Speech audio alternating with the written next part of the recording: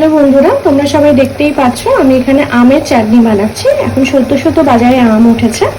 আমের চাটনিটা কিভাবে বানাচ্ছি, কড়াইতে 1 চামচ সাদা তেল দিয়েছি, তারপরে আমটা ডুমো ডুমো করে কেটে দিয়ে দিয়েছি, তার মধ্যে 1 চিমটে নুন দিয়েছি, 1 চিমটেরও একটু কম হলুদ দিয়ে একটু নাড়াচাড়া করে তার মধ্যে বেশ অনেকটা চিনি দিয়েছি। ঠিক আছে, দেখতে পাচ্ছ চিনিটা দিয়ে পুরো একদম জেলি জেলি মতো আমি করে নিয়েছি।